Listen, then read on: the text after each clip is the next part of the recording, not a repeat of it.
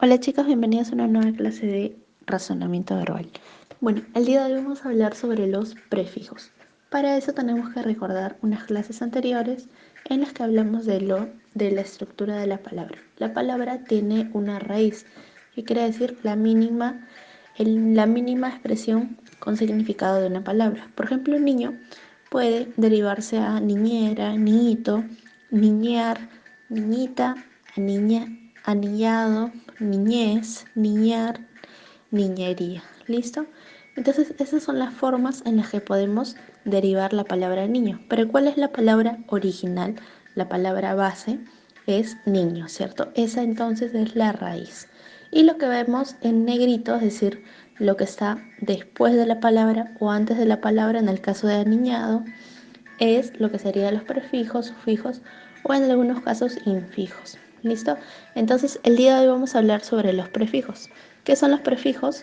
Son lo que acompañan a la raíz de la palabra, es decir, a la palabra más pequeña antes de ella.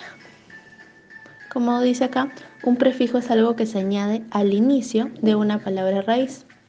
Tenemos varios tipos de prefijos, pero los más conocidos son los que les voy a presentar el día de hoy. Por ejemplo, hiper. Cuando vemos una palabra que empieza con el prefijo hiper, significa que está hablando de algo exagerado, algo grande o en demasía. Por ejemplo, cuando tenemos una caja como esta y nos dicen, cuidado, es demasiado frágil.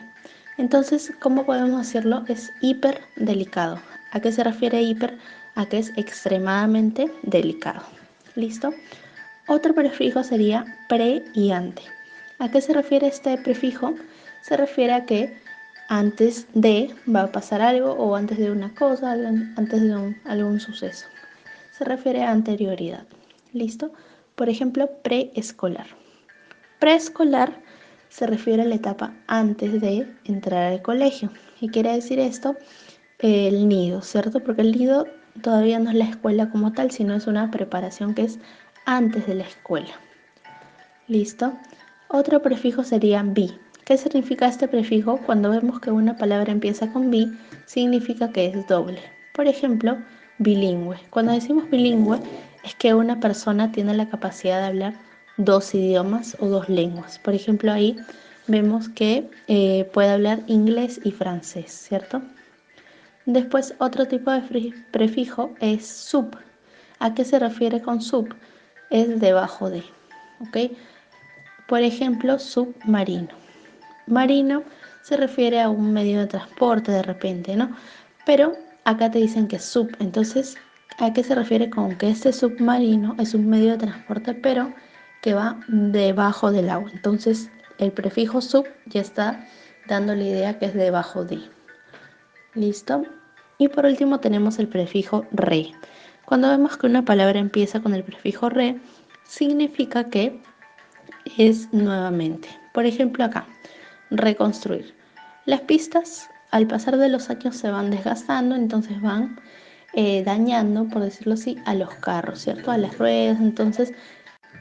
Entonces, ¿qué se tiene que hacer en este caso?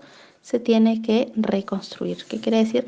Construir nuevamente. Entonces, el prefijo re ya le está dando la idea de nuevamente. ¿Listo?